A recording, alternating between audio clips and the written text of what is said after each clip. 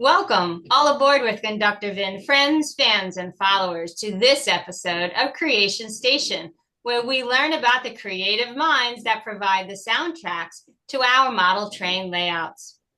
As we pull into Creation Station, we are excited to introduce our guest, Richie Drums, also known as Richie DeCarlo.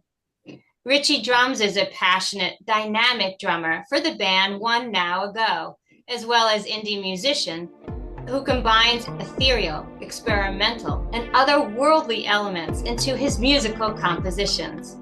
Oh, and did I say that he also loves model trains?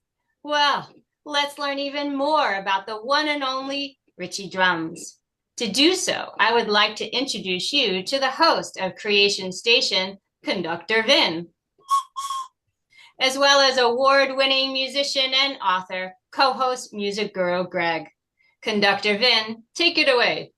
Thanks, Engineer Denise. And as always, welcome, Music Guru Greg. And also, let's meet our special guest, Richie DeCarlo, a.k.a. Richie Drums. And let's get right to it. So, Richie, who or what served as your inspiration for your various musical endeavors? Well, it all started with my grandfather, who had me playing drums at around 5 or 6 years old.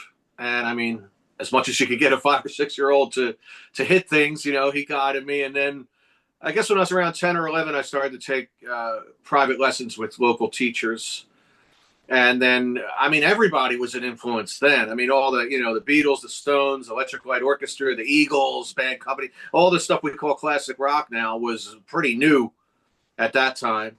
And then, later on, you're starting to get better. You're starting to understand things, people like Emerson, Lake and Palmer and Yes, and the whole progressive rock thing. And then jazz, Buddy Rich and, Elvin Jones with John Coltrane and all the Miles Davis drummers and Frank Zappa drummers. And just everybody was just a major influence at different times. And it all kind of piles up.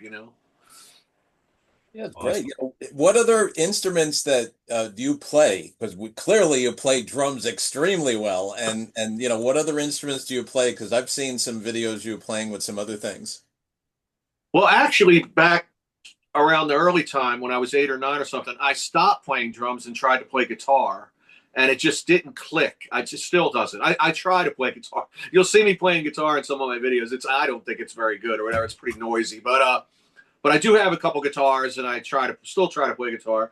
And about, I guess 20 years ago, I really got into the synthesizer thing with modular synths and Moogs and all kinds of stuff. And I know my way around the keyboard, but the only instrument that I could actually play, like if you needed to hire me or needed me to actually play songs, is drums. I can't really sit at a piano and play a song or anything like that. It's all sort of sequenced or done on a computer or one note at a time and recorded and layered and everything. I can't really play any other instruments to say like around the campfire or something. I can't do that.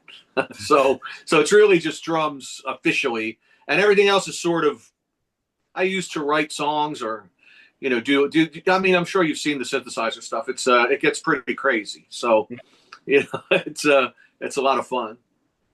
Yeah, because it was interesting to see you playing with the Tempest and everything else when you first got it. Yeah. I still have it's Tempest is right behind me, actually. Yeah, I Yeah, love that. you got some nice rhythms out of that. Oh yeah. Dave Smith was amazing.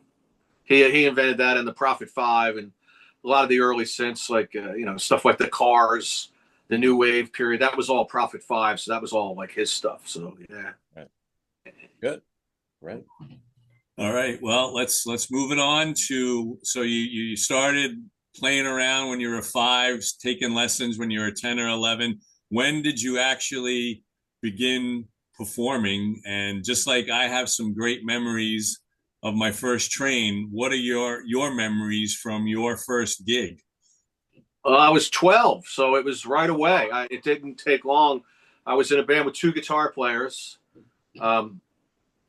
Two guitar players and drums, and I mean, we only had like one show, or two maybe. It was like a block party, in South Philadelphia. Memorial Day, Labor Day, summer, 4th of July. They park a car at the end of the street, block off the street, have a barbecue. So that's what we played, and I just remember being extremely nervous. I just and thinking back, like it was scary because I don't think I've ever really played like that again, where everyone was like in my face, like the crowd was like 2 feet, 3 feet away from us.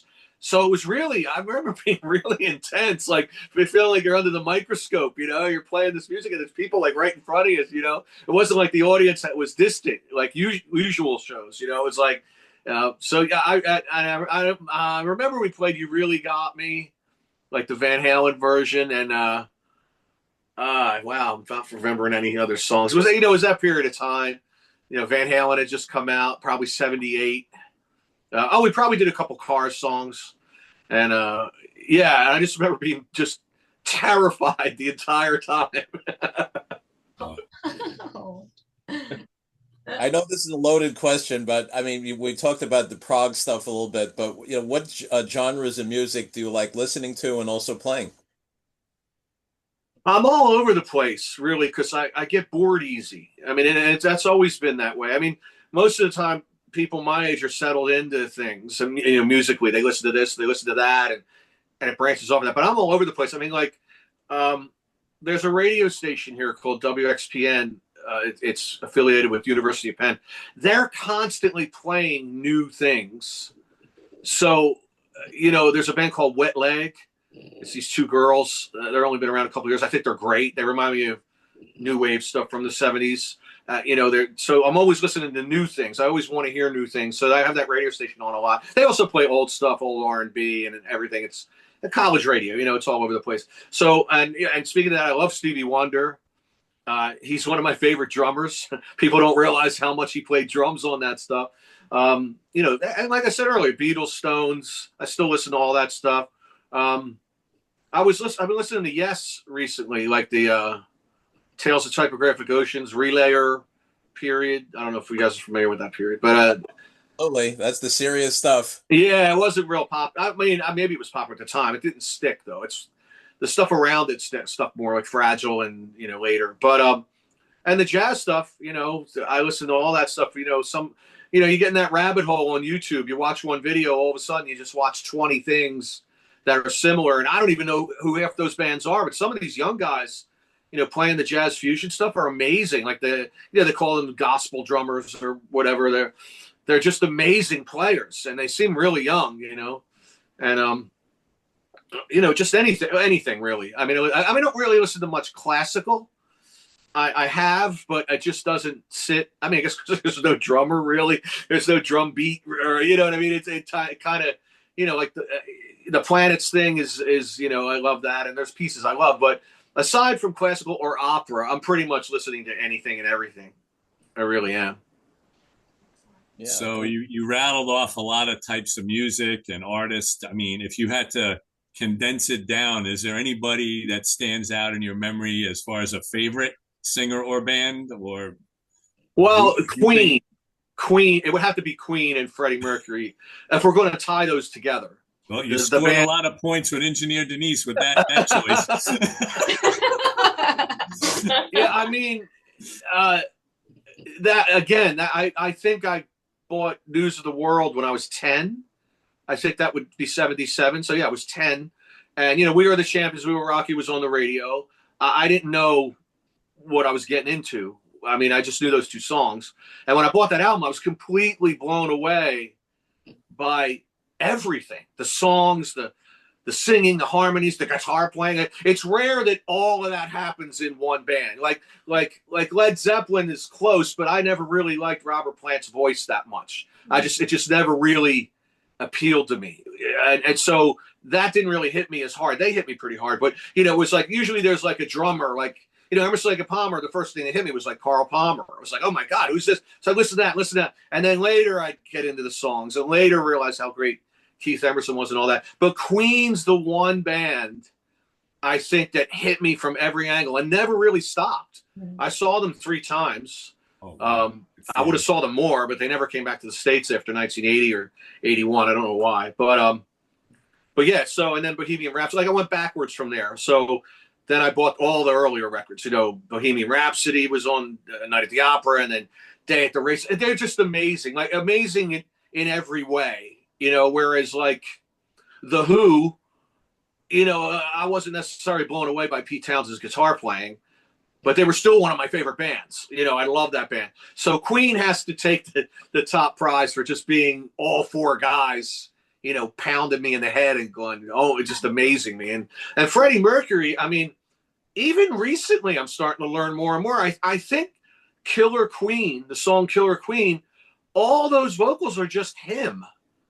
I'm pretty sure. I was watching this YouTube video, and so I didn't know that. I thought they were all singing on that. So he was just amazing. And, I know the word genius gets thrown around way too easy now with people trying to get hits on, but he really was a musical genius, I feel, just every way about that guy. And so there's your answer there. But I mean, it branches off of that. I mean, I don't think any single person was more influential to me than Frank Zappa. I mean, it's a different question, I think, maybe, because there's not a band. But, like, I mean, just everything I do, there'll be a moment where I'm just like, oh, Frank Zappa would have did that, or that would have happened in a Frank Zappa song or whatever. I mean, all the time. So, influence is pretty, like I said earlier, it just comes from everywhere, early on, especially. Right.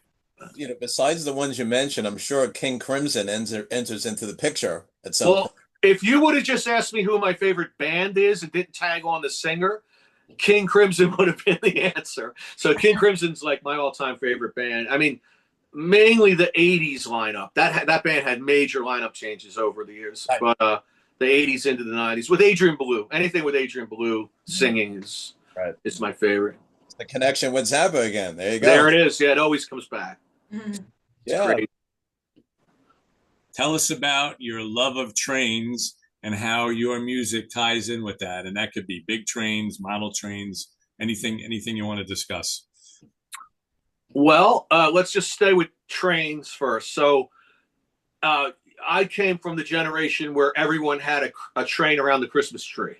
Right. And up until the time I was 10 years old, we lived 2 doors away from my grandparents. So I just walked 2 doors down the street, see my grandparents whenever. So Christmas time, there'd be 2 Christmas trees, 2 sets of trains. My father's set, which I still have. It's a 1953, basic set. And I still have my grandfather's set too, which was Mark's, the tin plate. I have both those sets. So it started at my house. We put the tree up, we put the trains up, and I'd be playing with the trains all, the whole month of December. And then they would go away. And I'd go with my grandparents, play with those, and they'd go away. And then now this is what I think happened, because my mother doesn't remember, but in the middle of summer, I never played sports, and so I got really bored in the summer, and I was driving my mother crazy one day. So I'm really young. I'm probably 6 or 7 or something. And she actually went downstairs and brought up the trains. So that was the first time I realized you could play with trains and it not be Christmas. Right. Which was like mind-boggling to me. So then my dad bought some HO stuff, Tyco HO stuff, and we did a little layout, probably 4x4 or something. And then the real trains are all around Philadelphia. So especially at that time. So you go down all the way down the other side of town. My grandfather would actually take me down there on Saturdays, and we talked to some of the conductors, because there'd always be freight trains coming through. And one time, one of the conductors let me on the train, and we rode, just rode probably a few feet or something. But, it was amazing. So real trains were everywhere. This is all at the same time. So I don't think one happened before the other. I think it was all just simultaneous. There's a train, and then there's the train under the tree. And then and I never had much money for trains, so it accumulated. So I had, like I said, I had the HO stuff, which I didn't like. So I got back into Lionel stuff. So I bought 2 or 3 Lionel sets over the, between the ages of 10 to 20.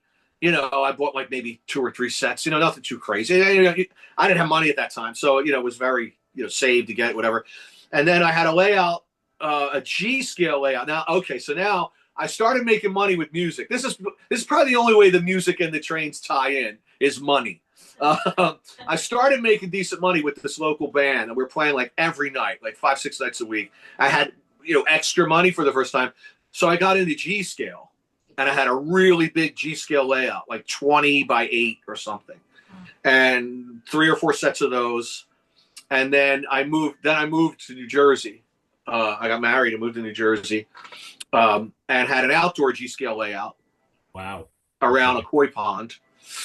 That was a nightmare to maintain. I mean, the track gets dirty within hours, and you got to make. I loved it, but it was a nightmare to maintain.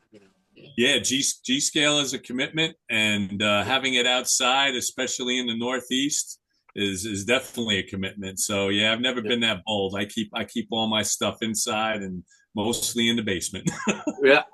So after that, I got way back into the O scale stuff and Lionel, Lion Chief, the legacy stuff. I'm sure you saw my videos. It's like I'm way in. So I had invested, a lot of money into the G scale stuff and all that other stuff. So I got good money for it, and so I got some money for that. I still had at that point I had 5 or 6 sets of Lionels.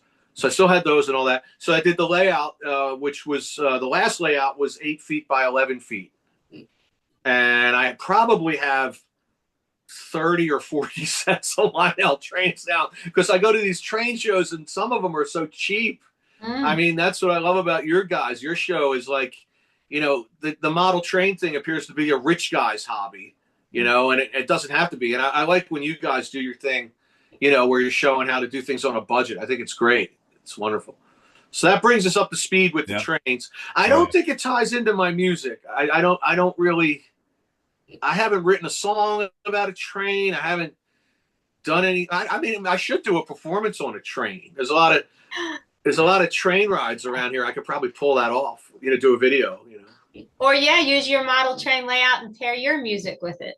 Yeah, that'd be cool. Yeah. Yep. Now, we're on board with that. Yep. No, like with your music itself, I mean, what would you like people to know about what you have done in various capacities, and maybe what's your favorite song? All right. Well, it's definitely divided, like equally divided. Most of what I do is as a drummer, and it's other people's music for other people, singer-songwriters, bands, whatever. And that's the bulk of what I've ever done. And I love doing that, and it's great. And it's more accessible, for lack of a better word. It's easier to listen to. What I do, I don't feel is very easy to listen to. My solo stuff and stuff I write, and it gets. I call it like movie soundtrack music for a movie that doesn't exist. And it goes different places and all that, and your favorite song of mine or favorite? Oh, Sure. It's probably Peanut Butter and Fluff. Oh, awesome. Well, the official title is PB and Fluff. There's 2 different versions on YouTube. That's probably the favorite song that I ever wrote. Yeah. And I mean, as far as what I'd want people to know, I mean, I try not to say anything. Like if somebody's coming out to see me play, I'll say, just get ready, just sit down, just don't, you know what I mean? Like it's not gonna, don't even think about anything, I try not to, because my perception of what I do, I think is completely different to the audience. It's not like I'm playing a guitar and singing a Beatles song. Mm-hmm. Like that would be, the same thing. My experience and your experience would be pretty much the same. It's a song we grew up on. I'm presenting it my way. Maybe you sing along, maybe you don't, whatever. But my stuff's all over the place. I mean, I did a show last Saturday, and I prepared for it. But when I got there, the other 2 bands did their sound check, and it was way heavier music than I expected. I expected it to be like 80s synth pop music. Mm-hmm. So I kind of prepared stuff that I felt would go with that. And after they sound check, it was like these heavy guitars and everything. So I didn't even know what I was going to do. I mean, really, I set up, I made sure everything's working, and I just like hit the distortion pedal and got louder and just did like my half hour. And it wasn't, I mean, there were a couple things in there that were prepared, but they weren't at all like I had rehearsed them. They were heavier. So using that as an example, like I couldn't even tell you what was going to happen that night. If you got me like I'm walking up on stage, go, what are you going to do now? And I'd be like, I don't know. They'd probably think I was joking, but I don't know what's going to happen. Let's see, you know. And it was great. I had a great time, and everybody liked it. That video's up on YouTube now. I put it up a couple days ago. Oh, excellent. Excellent. Awesome. Yeah. Well, Richie, we are very happy to have had you with us today. So I want to thank Ritchie Drums for joining us today for this segment of Creation Station. And as always, a very special thanks to engineer Denise, who puts this all together, and also to our good friend, music guru Greg, for his passion and expertise for all things music. And we also want to keep you guys in mind that we're going to be featuring Trains of Lark in our next Creation Station segment. So as we then cross over into talking a little bit more about model trains. So again, everybody, thanks for being with us, and we'll see you soon.